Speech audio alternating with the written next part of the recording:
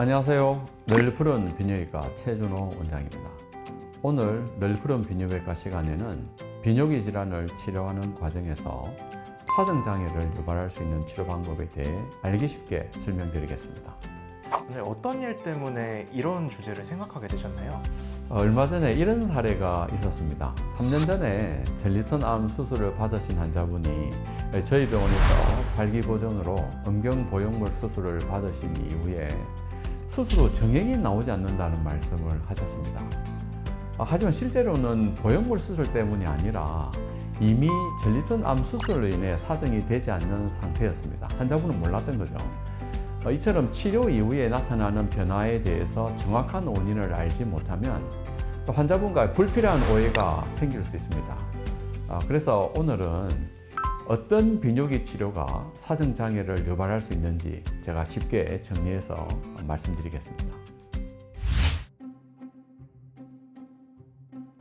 먼저 약물 치료를 하는 경우에도 사정량이 줄거나 사정이 안 되는 것처럼 느낄 수 있습니다. 대표적인 약이 전립선 비대증 치료에 많이 쓰이는 실로도신, 탐슬로신 계열입니다. 이 약들은 전립선 크기를 작게 하는 것이 아니라 방광경부와 전립선 요도의 근육을 이완시켜 배뇨를 편안하게 합니다. 그래서 복용하면 비교적 빠르게 증상이 좋아지는 장점이 있고 어지럼증, 기립성 저혈압 같은 부작용이 적어서 고령의 환자분들도 비교적 안전하게 사용할 수 있습니다. 하지만 사정장애가 유발될 수 있습니다. 사정은 정액을 모으는 단계와 밖으로 배출하는 단계 두 단계로 이루어지는데 이 약들은 이 두 단계에 다 영향을 줄 수 있습니다. 그래서 전립선, 정낭, 정관의 수축을 약하게 해서 정액이 충분히 모이지 않게 하고 동시에 방광 입구를 이완시켜 정액이 음경으로 나가는 것이 아니라 방광으로 역류할 수 있습니다. 그런 이유로 사정감은 있으나 정액이 적거나 거의 안 나오는 것처럼 느낄 수 있습니다. 처방 시에는 환자분이 사정 기능을 중요하게 생각하는지 알아보고 중요하게 생각하신다면 사정장애 부작용이 상대적으로 적은 약으로 변경해야 합니다.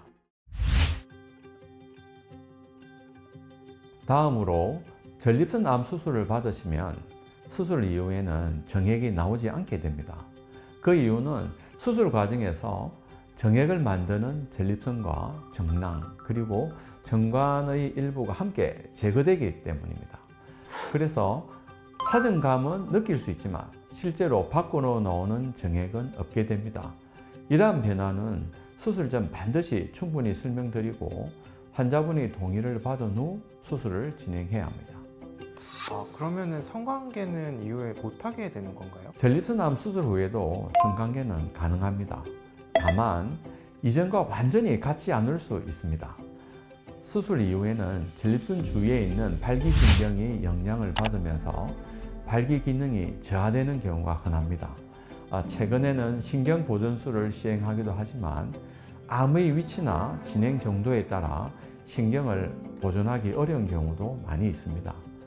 그래서 수술 후에는 발기가 약해지거나 유지가 잘 되지 않는 경우가 많고 시간이 지나면서 일부 회복되기도 하지만 이전 수준까지 완전히 회복되지 않는 경우도 적지 않습니다.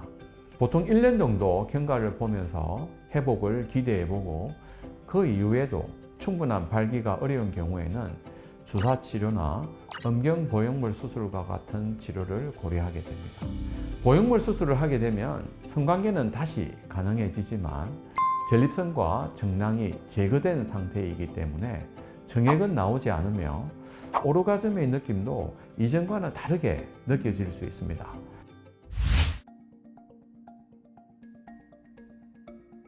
세 번째로는 전립선 비대증 수술 후에 나타날 수 있는 역행성 사정입니다. 전립선 절제술이나 홀렉과 같은 수술 이후에는 비교적 흔하게 발생할 수 있습니다.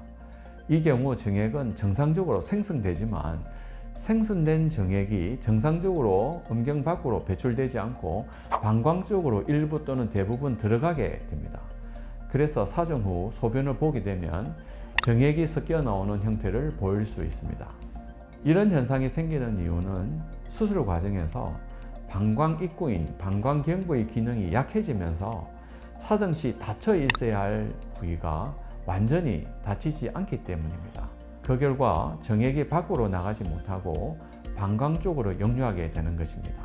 전립선 비대증 수술은 전립선 크기가 크거나 약물 치료로 조절이 어려운 경우에 시행하게 되는데, 역행성 사정을 최대한 피하고 싶다면 전립선 결찰술과 같은 방법을 고려해 볼 수 있습니다.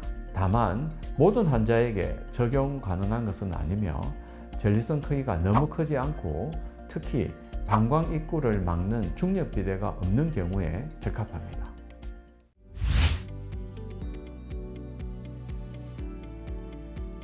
앞에서 말씀드린 치료 외에도 사정장애를 유발할 수 있는 수술들이 있습니다. 먼저 방광경부 협착이 있어서 방광경부 절개술을 시행한 경우에는 사정 시 정액이 문 밖으로 나오지 않고 방광으로 들어가는 역행성 사정이 발생할 수 있습니다. 또한 고환이나 정관 절제술의 경우 사정은 가능하지만 정자가 포함되지 않은 상태로 정액이 배출될 수 있습니다. 그 외에 비뇨기과 치료는 아니지만 사정장애를 유발할 수 있는 약물들도 있습니다. 대표적으로 항우울제나 항불안제 같은 정신과 약물이 이에 해당하며, 성분명으로는 플루옥세틴, 설트랄린, 파록세틴과 같은 약들은 세로토닌을 증가시켜 사정 반사를 억제하는 작용을 합니다. 그 결과 사정이 늦어지거나 경우에 따라 사정이 잘 되지 않는 현상이 나타날 수 있습니다. 이러한 특성 때문에 사정이 너무 빠른 조루 치료에 이러한 약들이 사용되기도 합니다. 오늘은 비뇨기 시술이나 수술 후에 사정장애를 유발할 수 있는 치료 방법에 대해서 말씀드렸습니다. 사정은 성관계 만족도에 영향을 줄 수 있는 부분이기 때문에 많은 분들이 민감하게 받아들이실 수 있습니다. 하지만 사정이 되지 않는다고 해서 성관계 자체가 불가능한 것은 아닙니다. 중요한 점은 비뇨기 질환마다 치료 방법과 접근 부위가 다르기 때문에 수술이나 시술 전에 담당 의사와 충분한 상담을 통해 발생할 수 있는 변화와 부작용을 정확히 이해하고 선택하는 것입니다. 넬프론 비뇨기과에서는 이처럼 환자분들이 중요하게 생각하시는 부분까지 함께 고려하여 개인 상태에 맞는 맞춤 진료를 진행하고 있습니다. 오늘 내용이 도움이 되셨기를 바랍니다. 지금까지 넬프론 비뇨기과의 넬프론 비뇨백과 최준호 원장이었습니다. 시청해 주셔서 감사합니다.